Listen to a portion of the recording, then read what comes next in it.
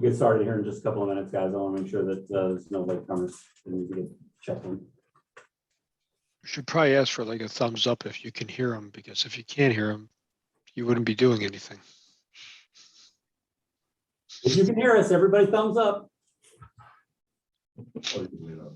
Don't worry on it. I didn't see Mr. Wachowski put a thumbs up, did he? No, I did not. Oh, there he is. There he is. There's Michael. Mr. Big, can you hear us? Excellent. Thank you. And Matt, I'll have to assume you got your thumbs up. I don't see a camera. My thumbs up. Excellent. Hey, Nick, missed you at the ILO refresher the other day. Yeah, I couldn't make it. I had back-to-back meetings from like noon to 4:30, and Excuses. but I've been actually. I had a 200 something person class in the past 2 months. Really? I did, yes. Building and code inspectors. Oh, yeah, they talked about that. Yeah, they can use that for their CMEs. Yep, you have to go through an accreditation process with Department of State and everything, but yeah, it's yeah, Very good. I enjoyed it.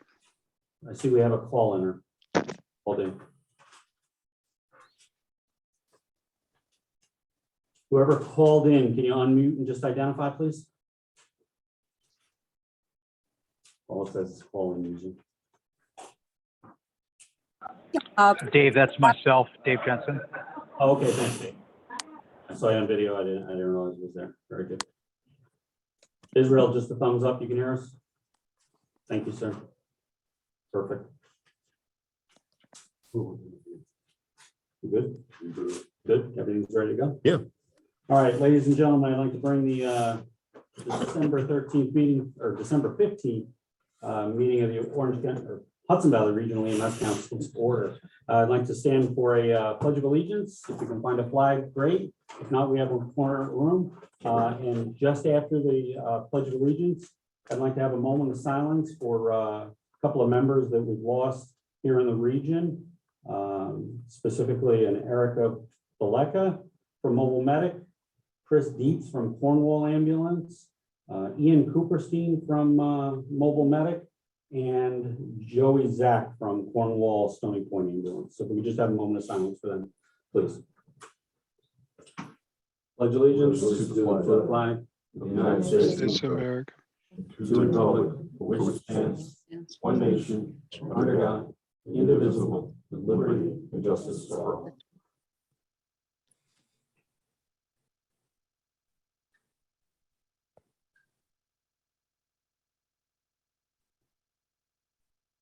Thank you. Yes. Joey's asked also worked for us as a dispatcher. And, Stony Point Ambulance. okay. I did have that here, Stony Point and Cornwall and Honestly. RMC, so I apologize for missing No, that. no. Again, It's a great guy. just kind of a bad couple of months for EMS here, so we just wanted to acknowledge their passings. What I'd like to do is move over to roll call. So Nick, if you could take roll call, please, sir. Sure, thanks, and please bear with me because of the hybrid meeting. Roll call, Dutchess County, Nicholas Trios present, Dave Violante, Here? Joan Siebert, Here. Tim Murphy, Here. Dee Sagendorf, I know is not here. She called me earlier today saying she wouldn't make it. Tim Gilnack. Okay, Orange County, Michael Big, Here. Rich Haley, Here. Wayne Chan, He contacted me and said he'd be late today. okay. David Grass, I see. Israel Knobloch, Here. thank you. Frank Casnight.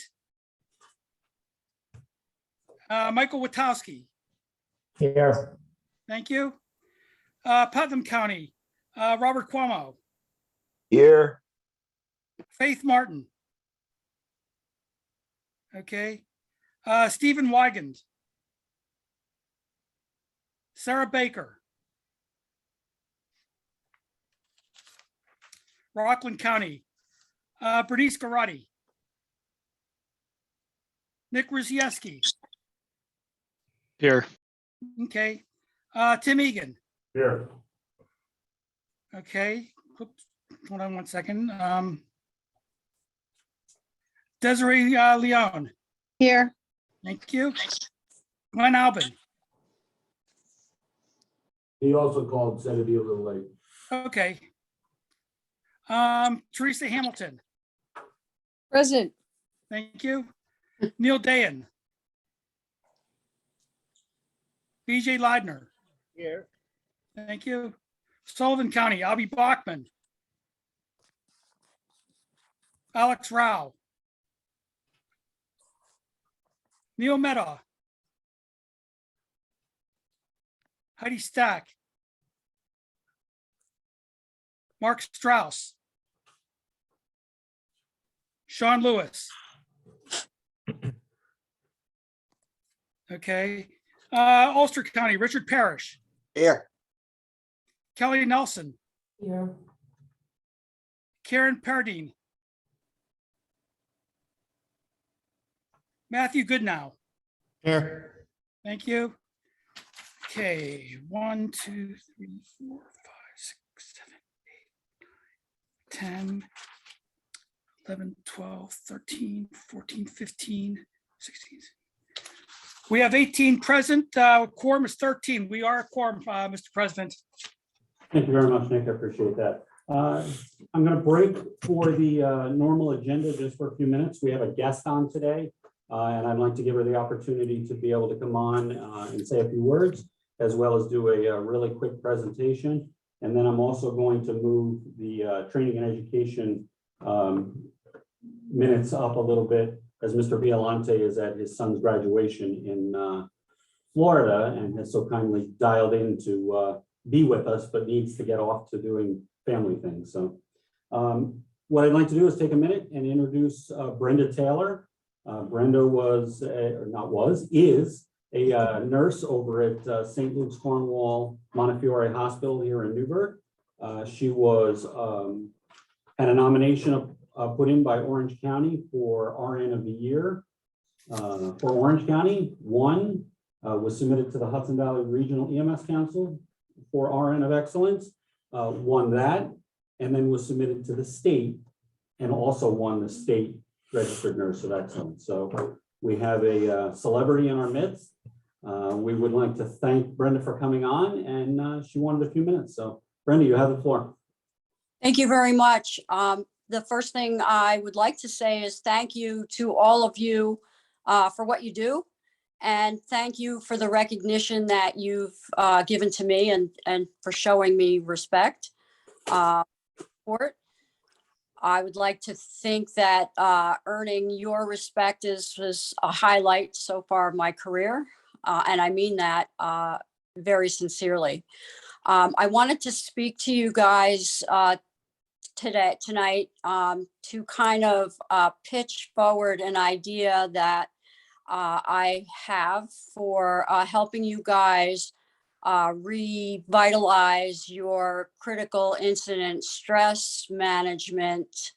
I know in the past you've had an area, I don't know if it was regional, but there was an area debrief team for your critical incidents that is no longer active. I believe there might be a team in Ulster County, but I would like to help you guys get that team up and running. I'm working on a similar project in my facility for, well, hopefully for my ED, but possibly expanding to the facility itself, because I'm a believer in helping to mitigate some of the stress that's associated with really viewing human suffering. And I think that in the past, the old way and the stigmas need to go away. And I think that people are hurting, and I would like to be a part of the solution. Outstanding. Thank you very much. Mr. Violante, I believe that you had a motion you wanted to present. Yeah, so I think that it would be a good idea if we created a committee, at the very least, maybe a tag to start with on developing a group of folks that can help the region out in critical incident stress management and look into this. So I wanted to get some discussion about that first, and then potentially create at least a tag of the region for this particular area. So I'd like to get other folks' thoughts about this. We had Jessica DeLuca go to some of the training provided by the state, and I believe that she's working with a gentleman from the Westchester region who went to that also. And if Brenda could dovetail into that, those folks and provide some training around the region in each county, I think that'd be a great thing. I'd like to second Dave's motion, and the reason is that I think it's a really good idea to try to push this from a regional level. There's a lot of unevenness in how this is being done at the county level, with some teams, some county teams really not doing a whole lot, or being somewhat sporadic. So I think it's a great idea. Okay, so we have a seconded motion. Comments? Anybody from the floor? Either, is it a tag or it'll be a tag, technical advisory group. I think it's a great idea. I've been trying, I was on the Horizon team that fell apart and closed up years ago, and it's taken me almost 3 years to try to get back on the Ulster County Sheriff team. And they're very, a lot of budget cuts. So it gets put back and it just, nothing happens. And it would be nice to bring it to the forefront, especially with the COVID. There's been so many EMS and firefighters and suicides and deaths and overdoses. It's Yes. needed. Mhm. All right, and just for clarity, so those of us in the room, if you could just identify who you are, so that everybody on the Zoom knows who's speaking, but that was Kelly Nelson from Ulster County. So anybody else? I Kelly, that this has been exacerbated by COVID, and I think is in part, a small part to blame for our staffing issues as well.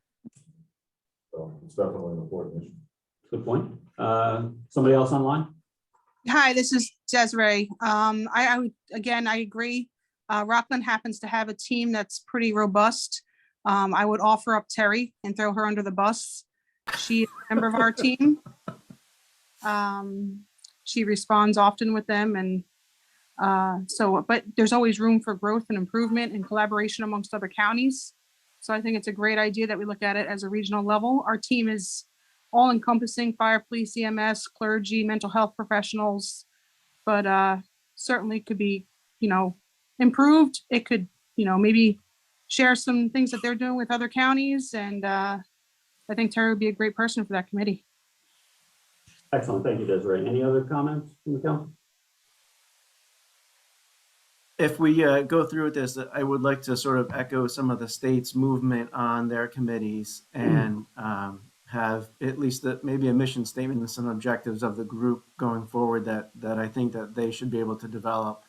And it will help to give some direction and vision that everyone can see and understand. And I think the interacting with the group from Rockland's a super idea, and other folks in trying to get this off the ground. So I think those are all great ideas. One of the things that they can consider is reaching out to the disaster mental health program at SUNY New Paltz. All excellent ideas. Anybody else? All right, hearing none, in a typical Zoom fashion, we will bypass any of the yay votes. Does anybody have any objections? All right, hearing none, that motion passes. Brenda, now I'm going to put you on the spot. As a technical advisory group, you don't have to be part of the council to be the chairperson. Are you willing to take the lead on this? And then we support you in whatever fashion you have? Well, I'm not sure how to proceed as a leader, but I will do whatever you guys need or want me to do. I think it's important. And I think that promoting resilience among your ranks as well as mine is super important moving forward, just for people's health and safety. Excellent. Well, one of the things that we sometimes struggle with here at the regional council is finding someone willing to take the bull by the horns and lead it around. So if we promise to help, you be the catalyst to kind of push people into it. So what I'm going to ask is anyone that's willing to be part of this tag, reach out to Karen via email and let them know that you're interested. Brenda, she will get in contact with you once she has the names, and then we'll start setting up some of those meetings virtually so that they really get a good foundation of where they want to go.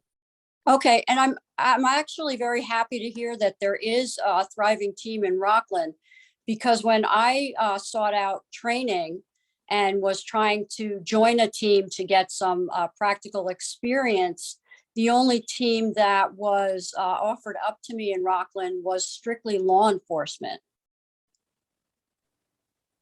Well, again, without going out on a limb too far, unfortunately, there's probably several programs that don't communicate well between the emergency services of what's available. Gotcha. One of our infamous difficulties that, you know, sometimes the law enforcement service doesn't talk to the fire service, it doesn't talk to the EMS service. And we all have the same ideas, we just don't communicate very well. So hopefully we can do that moving forward. It would be great if we could find a way to have everyone communicate, since it's such a large undertaking, having everybody participating on one platform, if you will, might be helpful. I agree. Hey, So, Dave, I have the contact for the Ulster County one. They will work with both fire and EMS, but yeah, I have the contact for that, so I can give that to you. excellent. Again, anybody that's interested in participating, and we would encourage as many as possible, especially from a diversified group across the region, we have the best chances of this succeeding. Because we get as David, many it's fingers. Kelly again. Recently, when I just contacted the Ulster County Sheriff's Department, they are going to be running quite a few classes come the first of the year for people that actually want to start out with basic training. So as soon as I get that information, I can pass it on also. Excellent, excellent. All right, well, Brenda, thank you very much. Again, congratulations for the work that you do. We in MS do appreciate our colleagues in the nursing field. We work hand in hand, and you know, we need those relationships to continue to flourish. So, We sure. Thank you so much for having me. thank you very much. Mhm. All right. Again, as I said to you before, I'd like to just move the agenda a little bit. I'd like to give Mr. Violante the floor so that he can get on to doing whatever it is Floridians do. Like I would know, I'm a New Yorker at heart here. Thanks. If it's okay with you, Dave, I'll do a CMAC SEMSCO. I think that'll incorporate some of the components of training and ed as well. Yes, Might take a little bit off of Bill as well from there. And for anybody that was up at CMAC SEMSCO, please feel free to jump in with that. Can everybody hear me okay? Doing fine. Okay, great. Cool beans. So I'm going to just start off with SEMSCO. And what Mark Philippi said, and oh, by the way, I'm sort of going over some of the highlights that came out of the NYSVARA minutes. Thanks again to NYSVARA for those. They're super fantastic. And it has definitely saved a lot of typing and handwriting on many of our parts.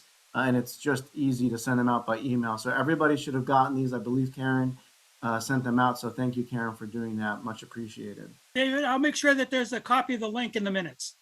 Great. Thank you so much. It'll take me a lot of typing too. Yeah, absolutely.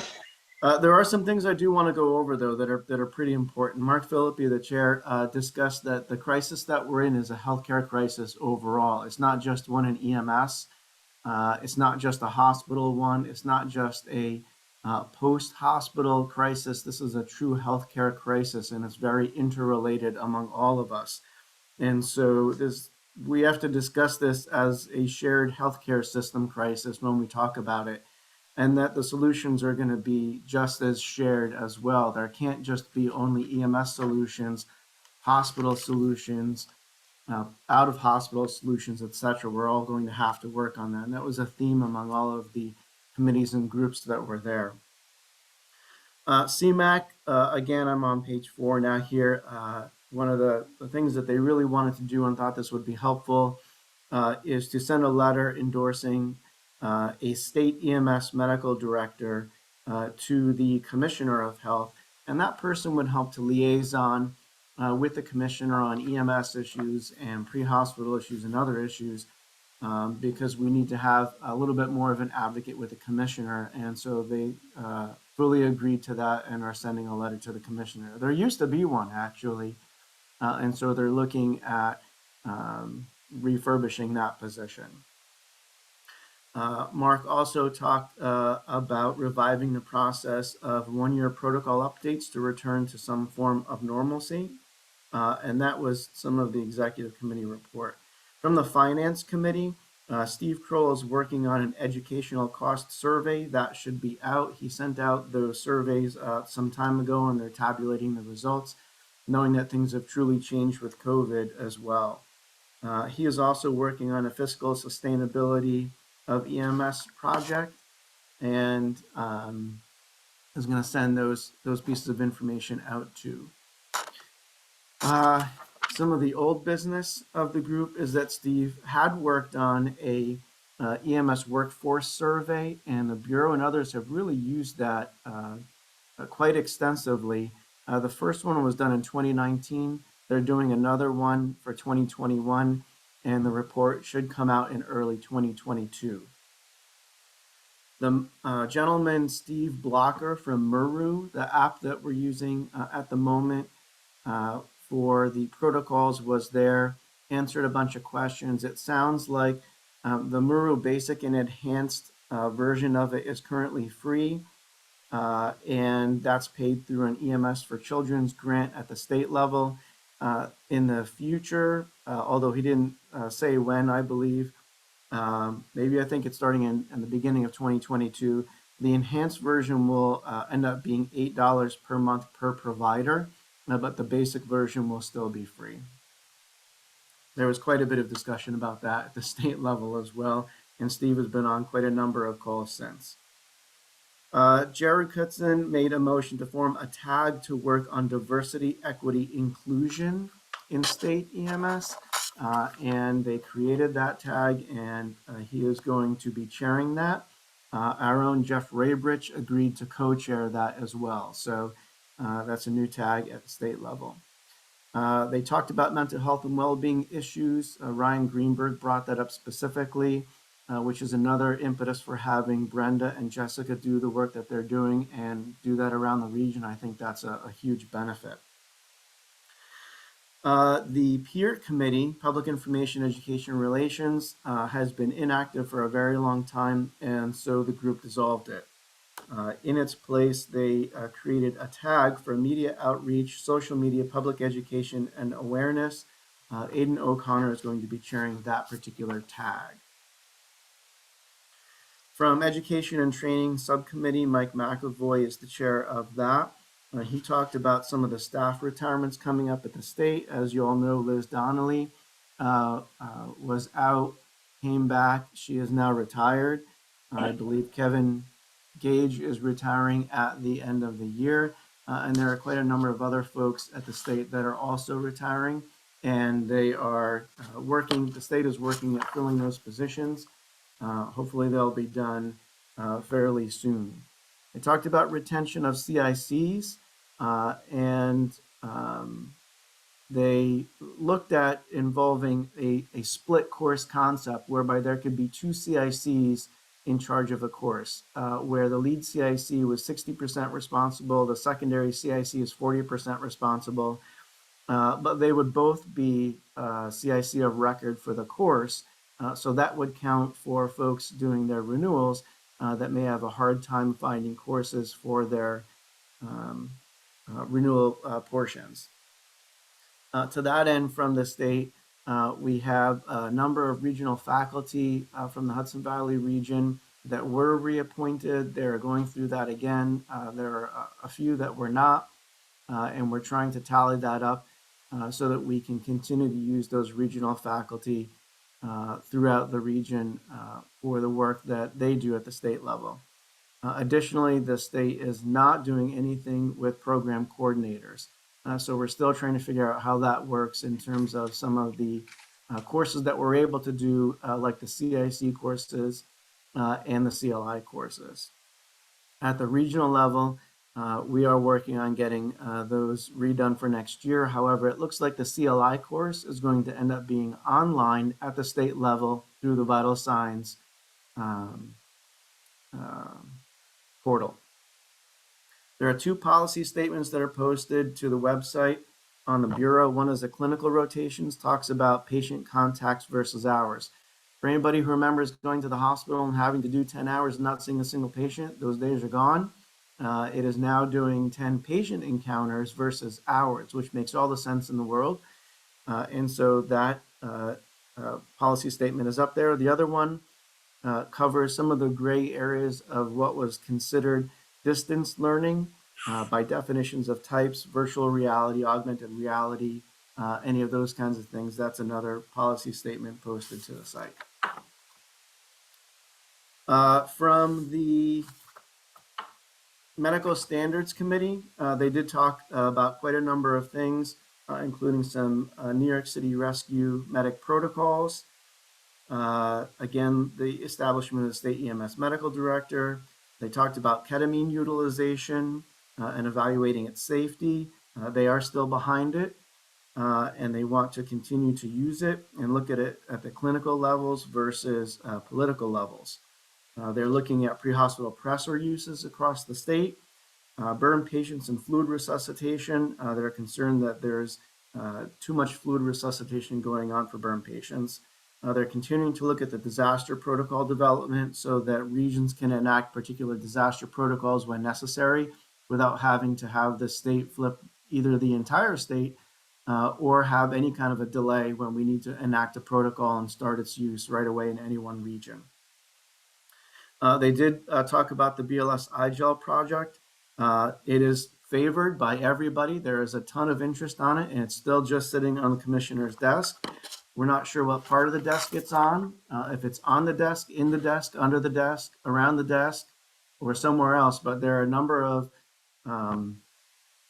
items from the state that are on the commissioner's desk that they're waiting for. Dr. Daly talked about ALS first responder data, which dovetails into BLS first responder data. Also, not getting to the hospitals and how they're hoping that to be fixed, because that data is super important for patient care, for hospitals knowing what happened by ALS first response and BLS first response agencies. And so the data information group is looking at that and have worked with all of the software vendors to try and make sure that information does get to the hospitals. They talked about ED overcrowding and wait times, and that there's some parts of the state where folks are truly waiting 2 hours to get in or more. And so if we do have an issue of wait times increasing, not the 20 minutes, not the 30 minutes or things like that, but when it really starts climbing up there to get into the state system and make a report. And I'll talk about that in just a few minutes as to where that is. They have a new service coming up that's EM Resource in 2022, and that will cover diversions in real time where you'll be able to report about that.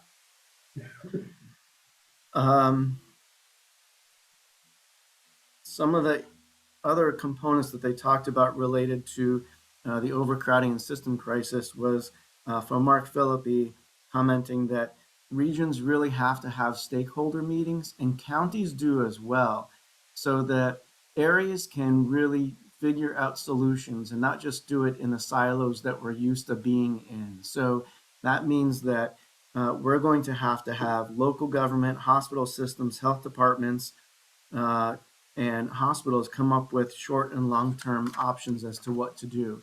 There's probably not going to be a silver bullet, and we're all in this together and going to have to work on it together. Okay, I talked about EM Resource quickly. There's a little bit more information about that coming up. And there is an online form for agencies to report the offloading delays at the hospitals. That's something that Director Greenberg had talked about and Steve DeZuria is heading up. In terms of certification cards, folks should be seeing new certification cards coming out. They did have a little bit of a printing issue. Apparently, it burned up the state printer, color printer, so they had to get a new higher speed, higher quality printer to put cards out there. If folks have gotten cards that are unreadable and they look horrible, you're going to have to put in a request for a new card. But it may end up going to the end of the queue until they get all of the cards out for folks that are in original classes first and get through the backlog of cards. Remember that you can still get onto the state system and be able to download a paper copy of a validation of someone's certification. The 4-year certifications are an option still, but the state does not believe that they need to do that. So the 3-year certifications are still in effect. If you're unsure about what your certification is, or for any of your folks, please go onto the state website and be able to download what that certification is for your individual. The EMS Memorial Service added 17 names this year to the state memorial, EMS Memorial, and they are working on, it is now full, and they're working on what a new design would look like to allow for some increased space or some other options for what they can do in a design format. If anybody has any thoughts about that, please get in touch with Ryan. And they are very happy to listen to the options that people have. The state EMS agency leadership and provider briefing calls are held on the first and third Thursdays of every month, and the course sponsor and instructor calls are held monthly on the third Thursday. If you don't have any information about those and want to sign in, please get in touch with us. And we'll be able to send out those links for you so that you can register for them and get onto them. Regulation changes on safety and equipment standards are expected to come out in 2022. We talked about the training and leadership classes that Jessica DeLuca went to, and we're working with her to start looking at what the region can do for classes in 2022. The executive orders have come out recently that affect EMS. EMS providers can work in non-traditional environments, i.e. Paramedics and EMTs are allowed to work in hospitals. It doesn't change their scope of practice, and they can't do anything more than what their scope of practice currently is. But also remember that these are executive orders. They're not in law. And so if the governor decides to rescind them at any time, she can. And also they expire every 30 days and have to be renewed. So if anybody is looking at doing any of these things, just remember that some of these are under executive orders that are not law yet and could be rescinded. The other ones are community paramedicine that continues, telemedicine and treat in place is allowed, and National Registry of EMT is accepted for New York State certification as long as all the necessary forms are submitted to the state ahead of time. The Surgeon Flex Operations Center is getting real-time data now. That's the one I was talking about with the COVID wait times that Steve DeZuria is in charge of. Moving out to the Systems Committee, there really was a lot that happened this last meeting. So I appreciate everybody bearing with me. There's 40 some odd pages, I think, of notes here. And so I'm just going through some of the highlights. And again, Dave and Bill and anybody that was there, please feel free to jump in and correct me if there's anything I've said wrong or missed. The Systems Committee really has looked largely at CONs and appeals and declarations and things like that in the past. And from a system perspective, they're expanding that out. And so our own Mike Beninati from LaGrange Fire District did a presentation that was phenomenal. It was well thought out. It was well delivered. It encompassed actually a lot of stuff that came out of our region and things that are going on around. the country, and it's the same everywhere. And so Mike did a great job, such a great job of pointing out, what's happening in just a very uncoded, no sugar added kind of way. That was very matter of fact that Mark Philippi asked Mike to chair a tag at the state level to develop a white paper on the issues. It was accepted. Mike accepted it. The committee accepted it and made the tag. And so Mike is now chairing and has had at least one meeting already at the state level, chairing this tag and moving that forward. This is nothing new. Mike happened to be the right voice at the right time. I'm so glad that he was there and did that. He really represented our region very well in doing this. And so hopefully we can start moving forward with that as well. From the Legislative Committee, there's a number of things that are out there awaiting the governor's signature. Again, remember that this meeting was back before the Vital Signs Conference. And so this was October of 21. And so there's still, I don't know where these things are. I think by the end of December, they have to be signed or they go back. But take a look through page 26. There's a number of items on there related to the Legislative Committee and reimbursement rates with Medicaid and Medicare, some of the things facing New York specifically, turnover, first responder and communications, is a bill that came out. And what this says is that folks that are public safety dispatchers, emergency responders, operators, emergency complaint operators, and dispatchers are going to be considered as first responders in communication. And so that's just absolutely fantastic. But again, this is a bill. And so for all of you who remember Schoolhouse Rock, there's still some time to go before it becomes a law. I know you all out there remember Schoolhouse Rock and you're now singing in your head. So look at page 26 in there. I won't sing it out loud like I did at county. Yeah, thank you. Steve Cady is taking on the project of revising the emergency vehicle operations policy. And so we'll see an update to that. The Quality Metrics Committee has met a number of times, came up with a mission statement. We're in the middle of writing a new QA manual, and we're also looking at a dashboard from the organization Biospatial to help provide data to not only agencies, but counties and regions, and also other committees. The CMEC was super interested in data and what kinds of data was out there. And so Jeff and I'm going to throw Jeff under the bus a little bit here, have talked briefly about having a regional QA Zoom meeting that would happen quarterly so that any agency can join into the Zoom meeting, go over what data and quality measures look like from the state, regional, county level, and be able to drill down to agency levels if necessary. What that'll do for agencies is help them in the participatory component of public health law to their quality assurance requirements. And so you may hear some of that from Jeff tonight, hopefully, but look for more of that in the future as we start to work on that in 2022, because it is now a lot easier to do these things with data that's out there. And so that's work of that committee.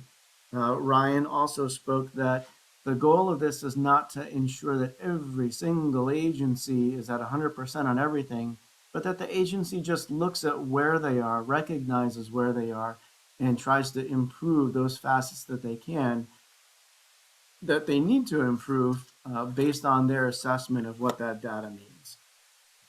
The MS Innovations Committee met, and their mission as they started to work on it is to study and support a cost-effective, evidence-based, and collaborative EMS system that provides the best care for all patients' needs. The outset of that was that patients, not every patient needs to go to the hospital, and so what systems are in place to help ensure that such patients can get the care that they need, and it may not end up being going to a hospital. And so community paramedicine, stay in place, different kinds of technology-based solutions are what that committee is looking at. And so the last component was the Emergency Medical Services for Children program with Art Cooper chairing it. And he has a work group looking at the treatment of agitated pediatric patients, pediatric sepsis, and the need for EMS providers to be vaccinated against COVID-19 because of those folks that can't be vaccinated because of age or other circumstances. So I know that was a little bit long. Thank you for your indulgence. I hope I was able to pare those 2 days of meetings down into however long that was. I will definitely take any questions anybody has. Any questions? Is anybody still awake? All here. All right, hearing no questions, David, thank you for that detailed report. Best of luck to your son and his graduation, and enjoy that Florida weather. Great. If anybody has any other questions for anything else meeting-wise, I'm happy to take them. Otherwise, I thank you so much for allowing me to move up in the agenda so that I can sign off here. I apologize, but thank you. Thank you. Have a good day, Dave. Thank you. All right, so hopefully everybody got a chance to move on back into the actual agenda. So hopefully everybody got a chance to read the minutes from the October 13th, 2021 meeting. Does anybody have any corrections, additions, anything that needs to be changed on it? If not, I'll entertain a motion to accept. Motion. Got one from Tim and one over here. All right, so we're all good with that. Thank you very much. The next item, before we go through it, Nick, I just want to give you, since you're coming in remotely, it appears that Brenda Giralti, and hopefully I'm pronouncing that correctly, has dialed in, and also Wayne Chan has made it here. So if you could add them to both being in attendance, please. Let me double check. Maybe, I can't tell. She got dark there. Yeah, we're good though. Yep. Not a problem. Thank you very much. All right, we'll move over to the Vice President's report, Mr. Parrish. Okay, thank you. All right. Did participate in the State EMS Council. I sit on the Training and Ed Committee and the Safety Committee.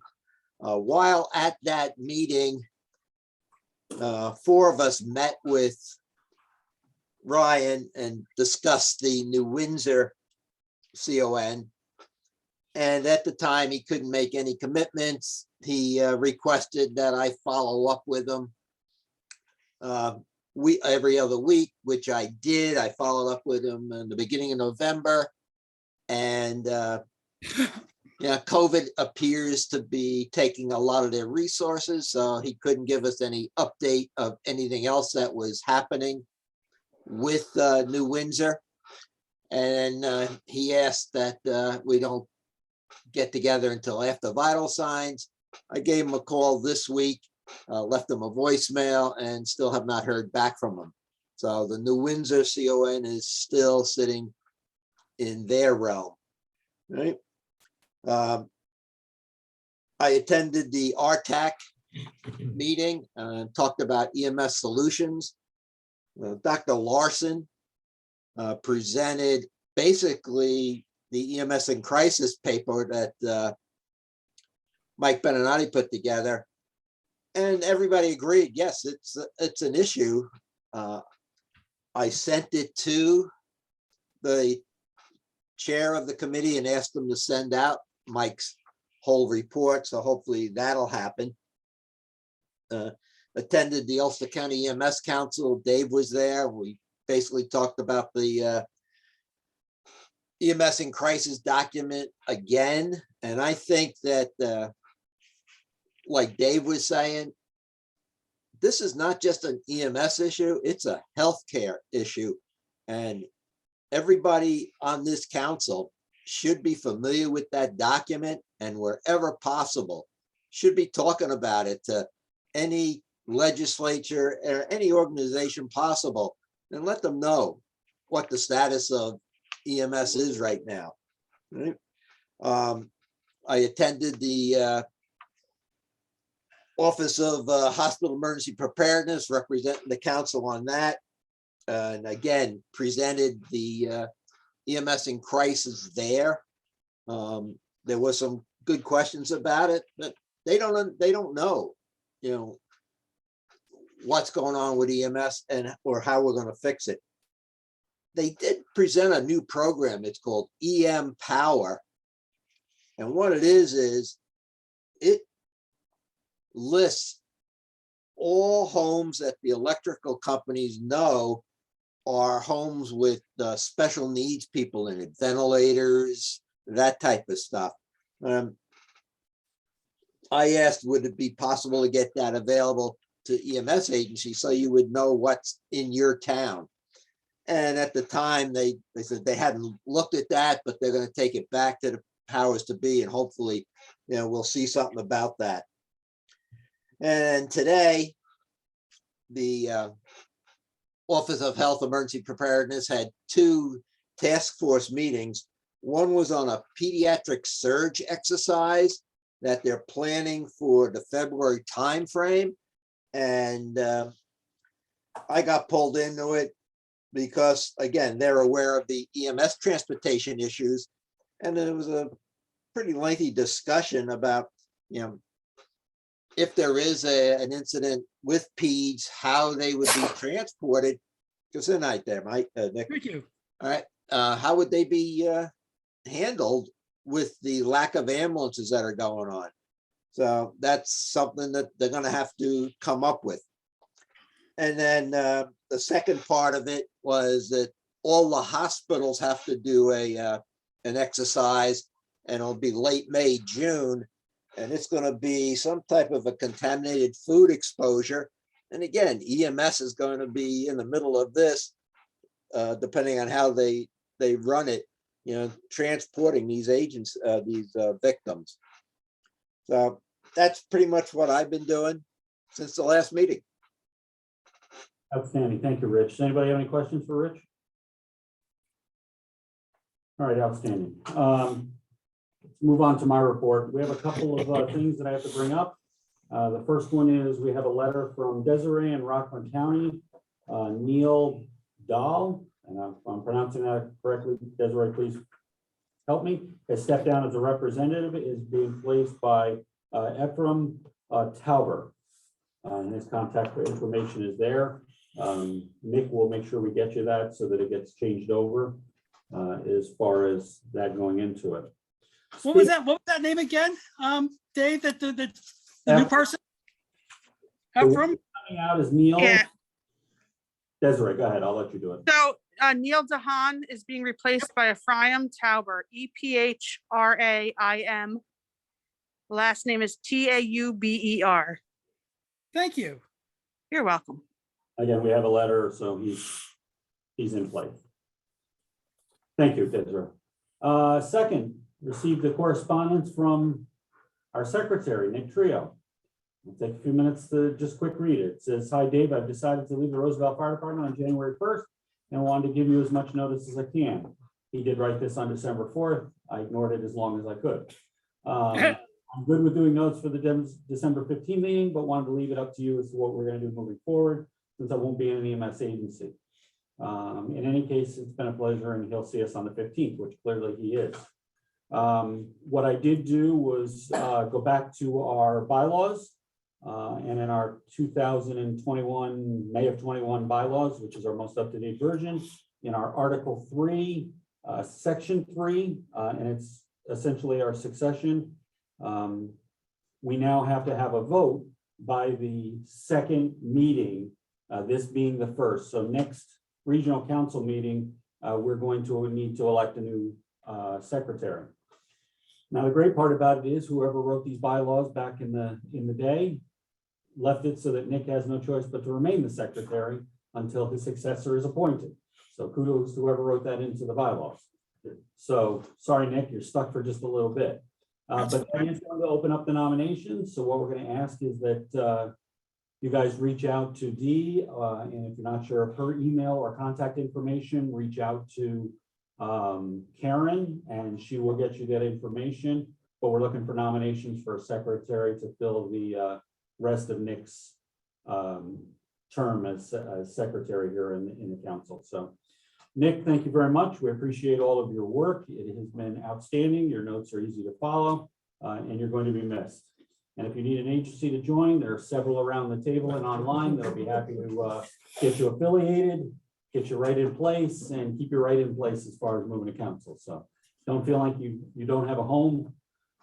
Anybody will be happy to offer you one. So I appreciate it. Do not, and friendships and brotherhood do not end with my being replaced. not a problem. So again, we do thank you, and we'll make that a little more official when we get into it. So I did want to get those two things read into it. I'm not going to step on Bill's toes, but just so that everybody's aware, we are back to counting pennies as far as the finances for the regional council, because the state in their infinite wisdom has found every red tape loophole to, well, you didn't do this, so now you got to do this. Well, we never had to do that before. Well, you got it now. So we're a couple of checks behind. So money's getting tight. We're still good. But I just wanted everybody to kind of be aware of that as they go through that. And the only other thing that I have for the president's report is, as Rich mentioned before, I am, trying to get to as many of the regional council meetings just to kind of stop in and let everybody know who we are, what we do, what we can do to work together. So if the other councils could let me know when your meetings are, or point me in a direction where I can find them, I'll try and show up to them, specifically Putnam's, Rockland's, Dutchess and Sullivan's. So I've got the Orange and Ulsters down pretty good, but I need to get those other ones done because I'd really like to stop out at your meetings and kind of just see if we can reinvigorate this entire process. So that's my report. Is there any questions? Hearing none, we'll move on to the treasurer's report. Mr. Chan. Treasurer's report for December 15th. We wrote 27 checks worth $12,984.56. These included rent and health insurance. VFIS insurance was $1,314.89. We had miscellaneous payments for water, internet, phone, mail, and supplies. And if any questions on those items, I'll be happy to furnish it. We transferred $16,000 to payroll on November 18th. Deposits. There have been 0 deposits since the last meeting. Pending. Fourth quarter reimbursement for program agency, $81,492.16 was submitted on 7/30. It was approved for payment. And SFS voucher was removed for some reason from SFS, then was reposted and is outstanding. The next one is first quarter RC vouchers, $5,816.36 is due to be paid on 12/20/2021. And the last outstanding voucher is the PA voucher for $65,492.16. And it hasn't been posted to SFS yet, and there's no schedule for payment. So, Conference education, there's no activity. So the summary is, the program agency fund are $43,495.44. Conference education, $48,946.27. $48,946.27, and payroll is $3,039.71. So total money in deposit is $95,481.42. Thank you. Any questions for the treasurer? Get a motion to accept? Tim Egan? Okay, thank you very much. Appreciate it. So treasurer report is there. That moves us on to regional office staff report. Mr. Hughes. Good evening, everyone.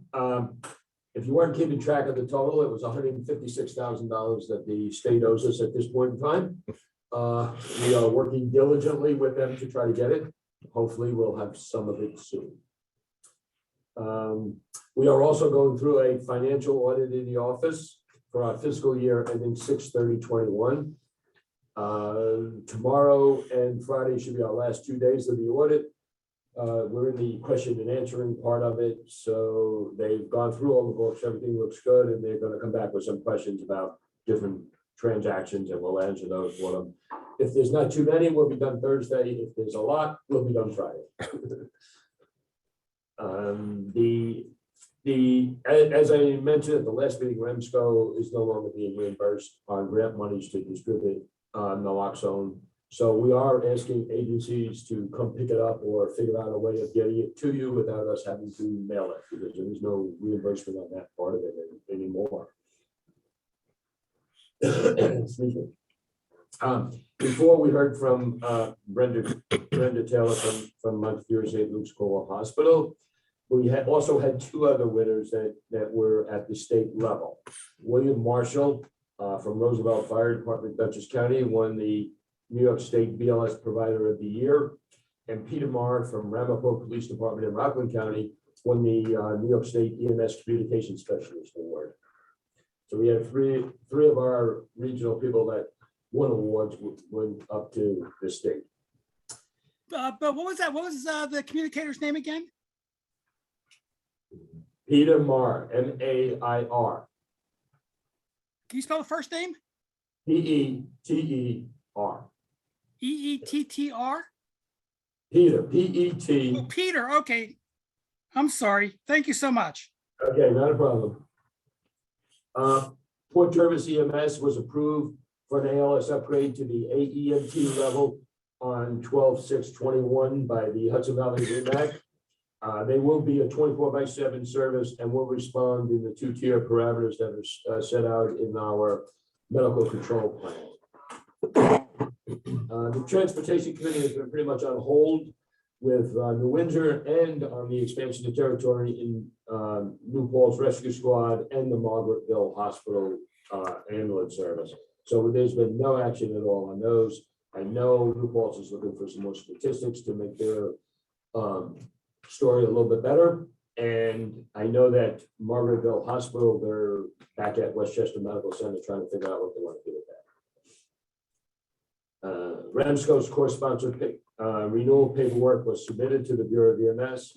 And just as a reminder, all other core sponsors updates are due in the Bureau of EMS by 12/31/21.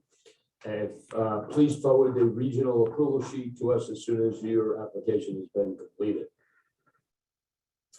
The REMAC is working on the ALS upgrade documents that should be done by, that's being worked on by a tag from the REMAC, and the file draft should be available to share with the region at our next meeting. And there's also a REMAC tag on the RSI criteria, which is being reviewed. That is just about completed. We have a couple more steps to do on that, and that should be done, and that should be available at the next meeting also. I just want to remind everyone to take a look at the dashboard on the Remsco website, where we have the 2021 statistics on stroke, Narcan, cardiac arrest, chest pain, and call volumes. The stats are available by dates, by county, by region, and there's a couple of other views that you should take a look at and see what the statistics that we have and what we can do to help you with looking at yours, right? So if you have any questions on that, please give us a call. Our next SEMSCO CMET meeting is coming up in January. It will be January 3rd and 4th of 2022. And our next REMAC meeting will be January 3rd of 2022. Our REMSCO meetings for 2022 are scheduled for February 16th, 2022, May 18th, 2022, September 21, 2022, and December 21st of 2022. That's all I have. Anybody have any questions? There are no questions for Bill. Jeff? Hey, as usual, we're still having some issues with a couple of vendors and several agencies as far as receiving data. We are working on those in cooperation with the vendors and the state and the agencies, and hopefully making forward progress. On the positive side of that, the data that we are getting is very high quality. I do not have any true concerns with the quality of the data that's coming in. As Bill talked about, the dashboard that is up there, we can go down to the very granular level with an agency with what is there. We simply will not make that public. That would be between the agency and the region, but we can certainly extract that information fairly quickly because it's already there.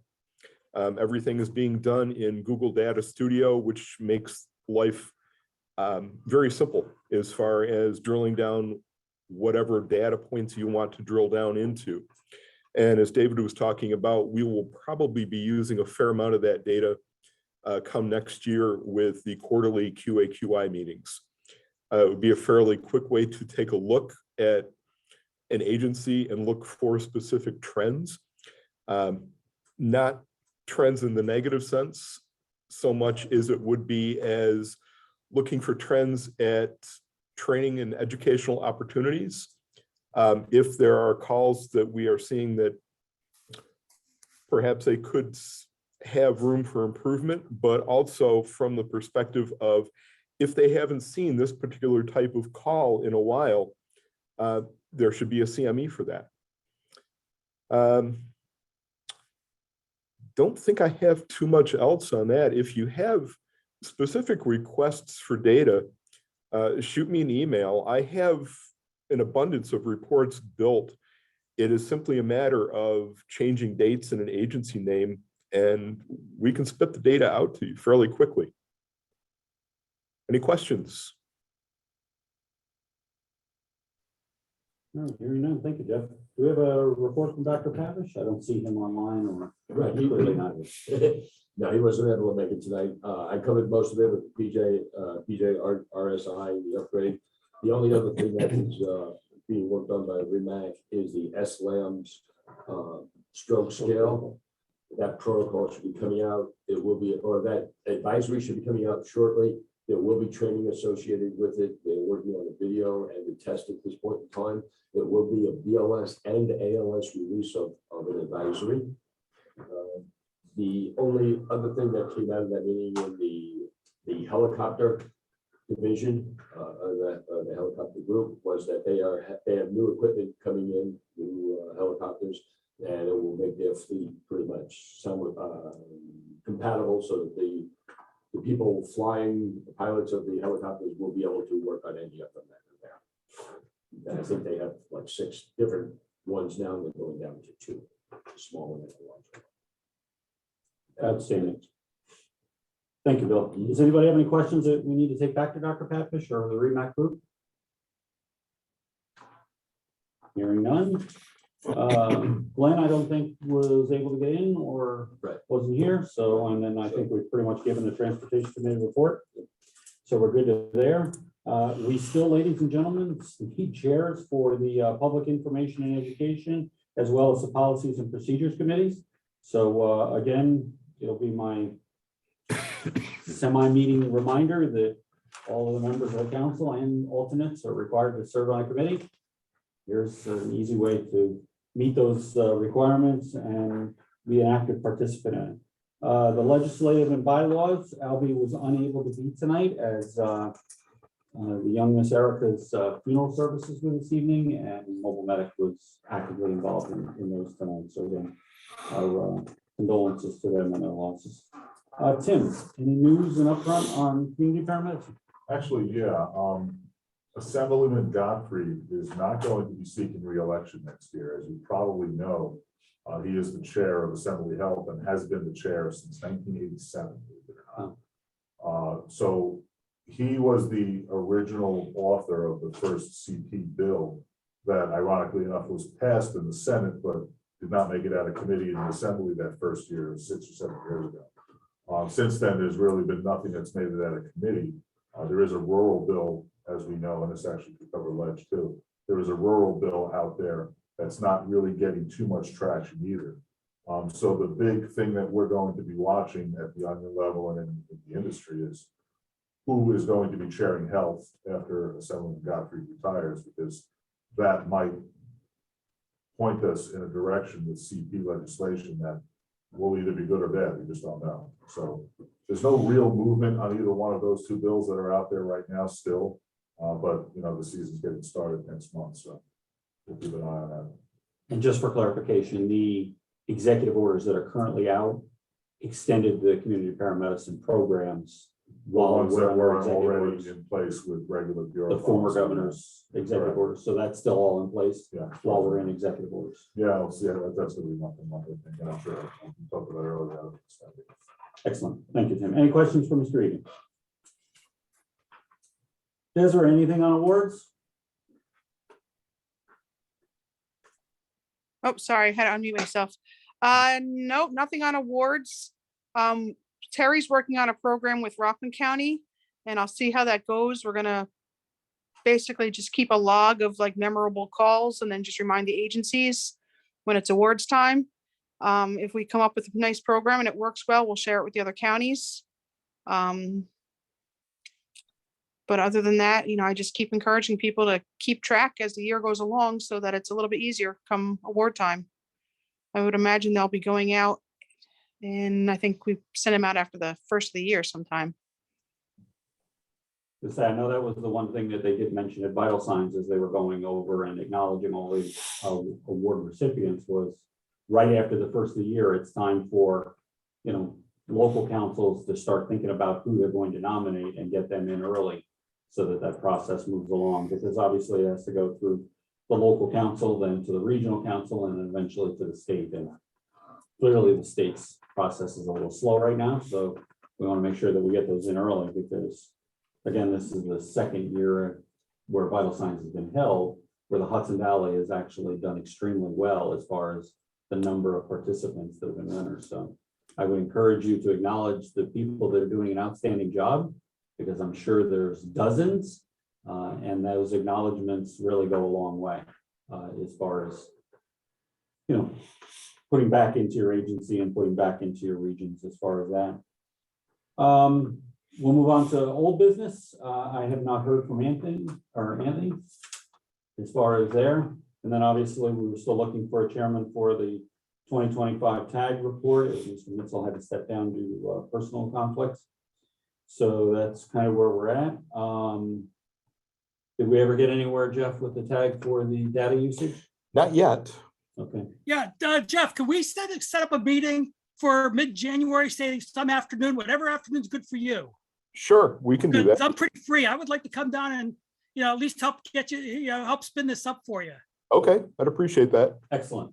In fact, I'll even bribe you. If you'll set it up to start at noon, I'll buy you lunch. We'll absolutely consider that. Everybody's Hey, happy. you know, I'm not above that to make things happen. You know. Hey, I'm still here. You're still stuck with me for a little while. That's fine. We're an EMS. If you feed them, they'll come. That's right. It still holds true. So that opens us up to new business. So I'll open up the floor to anybody.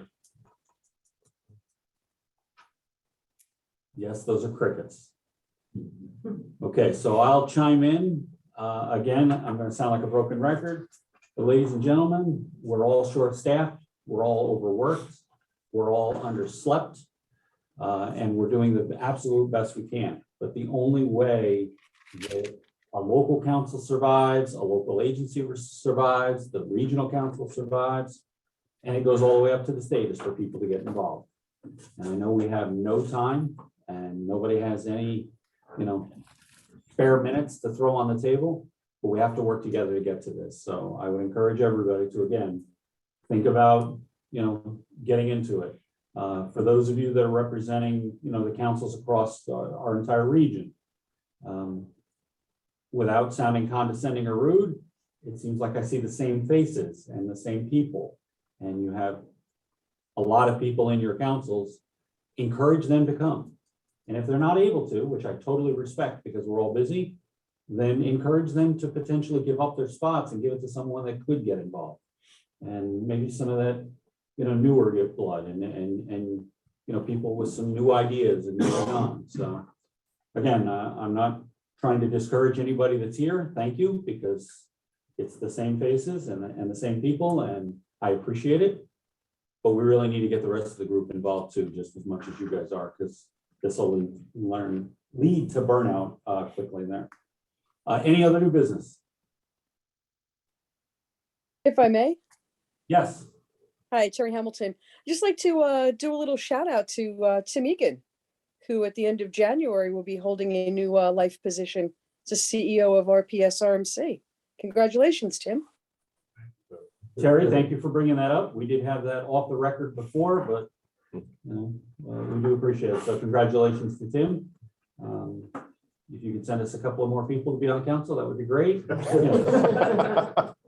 I do appreciate it, but again, thank you to everything that everybody's doing. I know it's a tough time of the year, as everybody's interested in getting into the family season and celebrating the holidays with those families, and just trying to keep the wheels on the cart. But for me, and I'll speak on behalf of the rest of the council staff, thank you for what you do. Thank you for coming in and participating and being part of this. And I wish you a Merry Christmas, Happy Holidays, Happy Hanukkah, Happy New Year, Happy Kwanzaa. Did I miss anything? I'm making sure I get all the holidays. But I appreciate everything you do. Spend time with your families, and please come back to the next council meeting. Motion to adjourn? And we're in.